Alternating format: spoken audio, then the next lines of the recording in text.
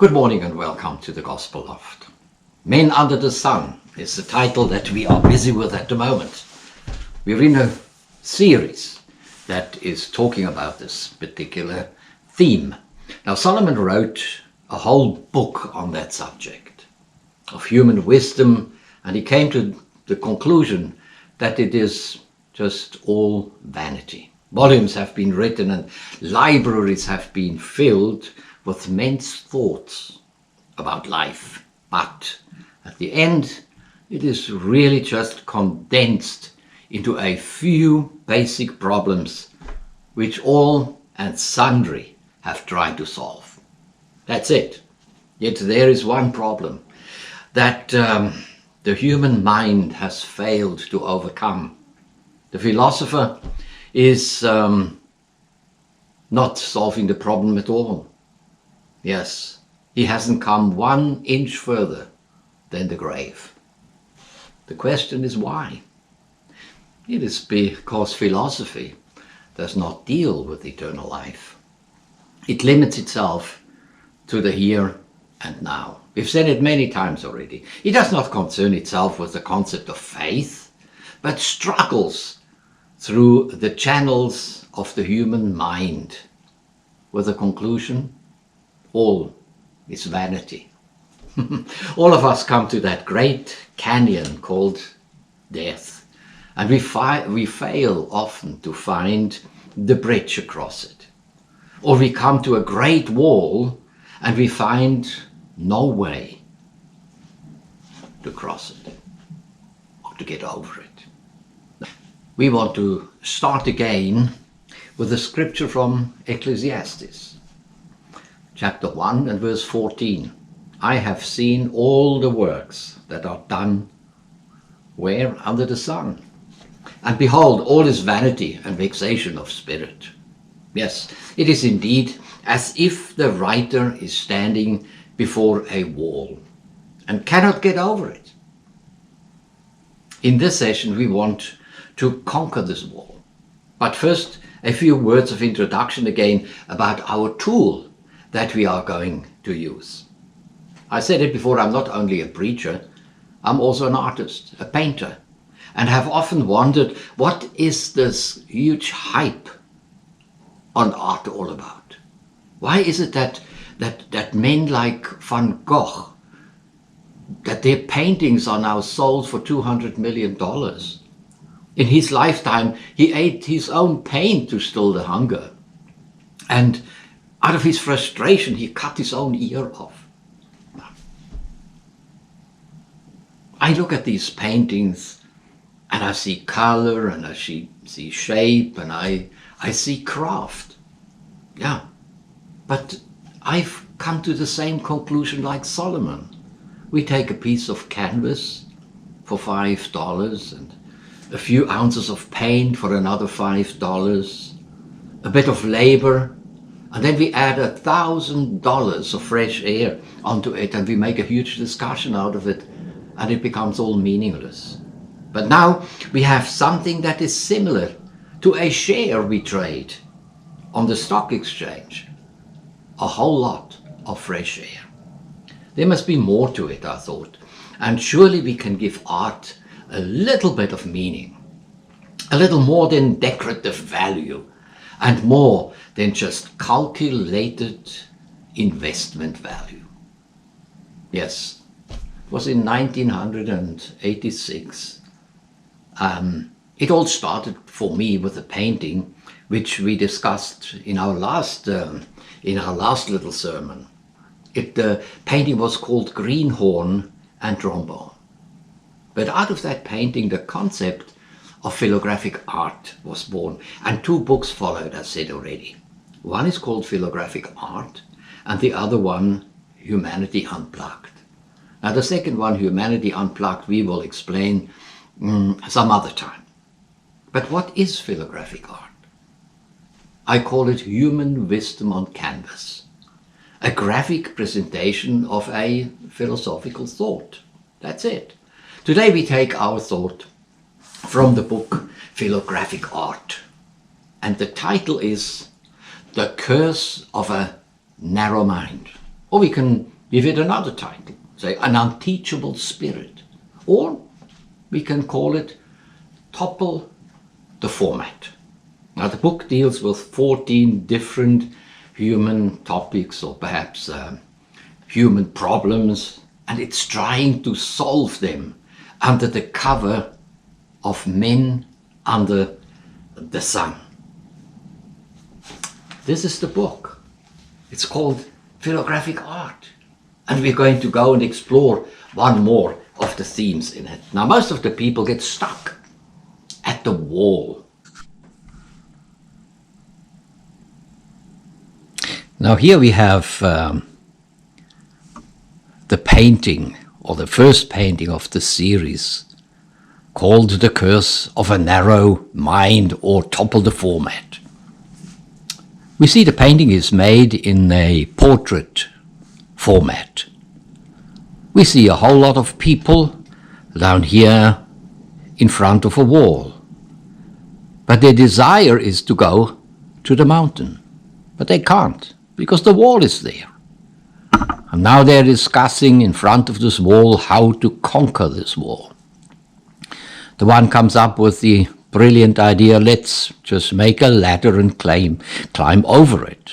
And then the others say, no, but we don't have any wood, and we don't have any nails, and we don't have any tools. And so they have endless discussions. Then another bright spark comes up with the idea, well, let's just knock it down a bit, and then we walk right through it. And then the rest of them, they come again with moans and groans, but we don't have a hammer big enough. We just leave it, and we just keep on standing in front of this wall. And nobody will ever get to the mountain. But then, what we do, we just take this peg away here, and what we do, we take this one and we paint a second painting, and we move it and move it, and we discover it's exactly the same one. It's the same painting as before, and it is still the same, and it is still the same, and it is still the same until here. But then we discover that actually the painting doesn't stop. What we've done, we've toppled the format. And wow, look at this. We have found a way to the mountain. Two of these people that were standing here, they are now here. And we've just changed the format from portrait to landscape.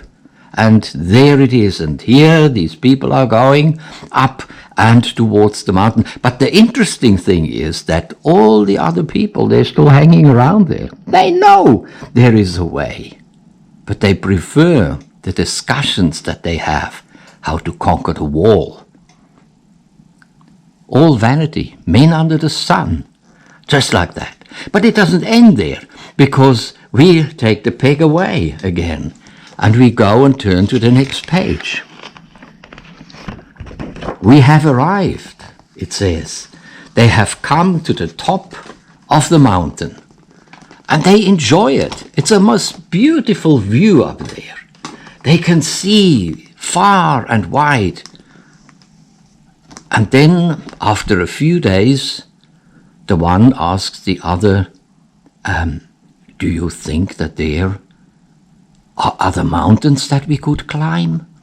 And then the other one says, yes, but you know, to get to the next mountain, we have to go through the valley. And we don't like this valley experience in our lives. We rather stay here. And they stayed, and they stayed, and they stayed. And eventually their ideas, they were becoming rather cold.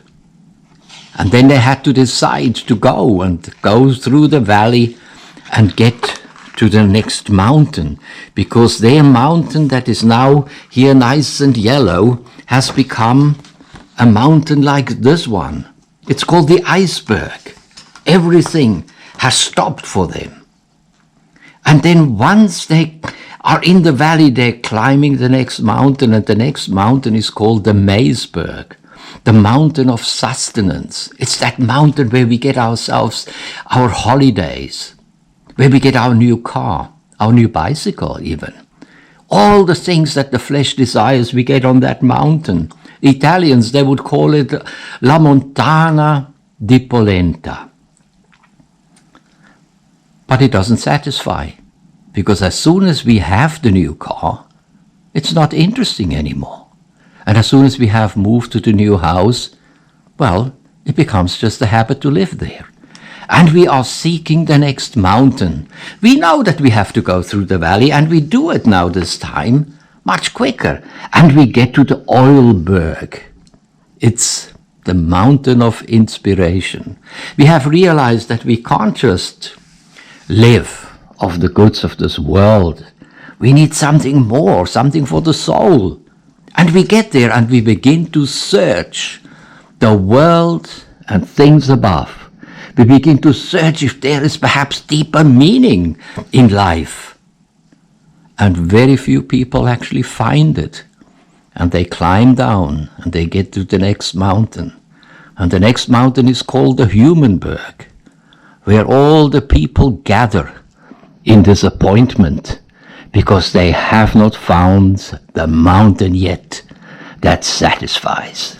Now that is the part of philographic art.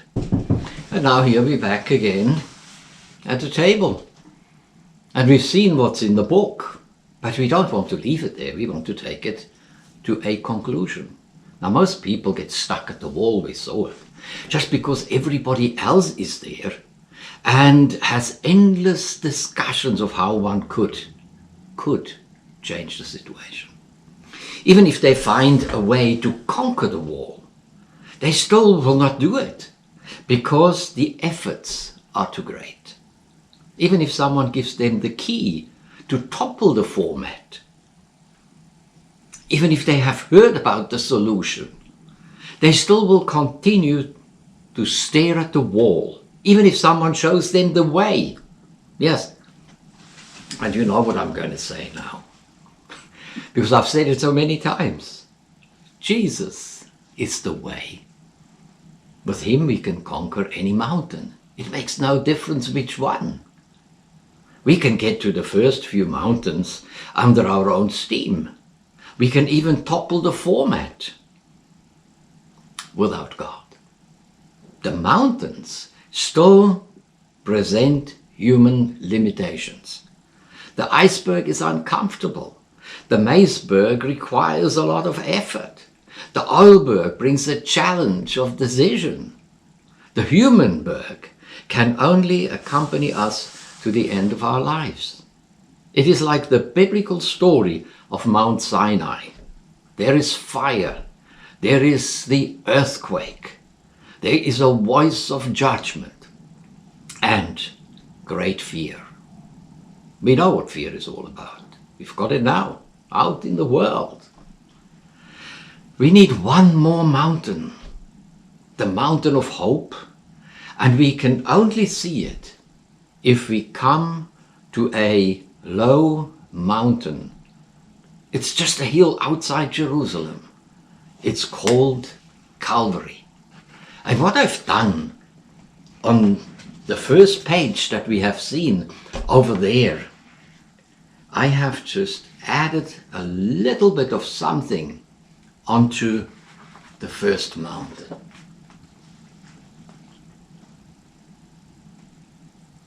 It is that little hill just outside Jerusalem. It's the mountain where we are getting the view to see the final mountain. It's called Mount Zion. And I would like to read that portion from the letter to the Hebrews for us. It's wonderful to have it in the book where we can just read it. Chapter 12 and verse 22 of Hebrews.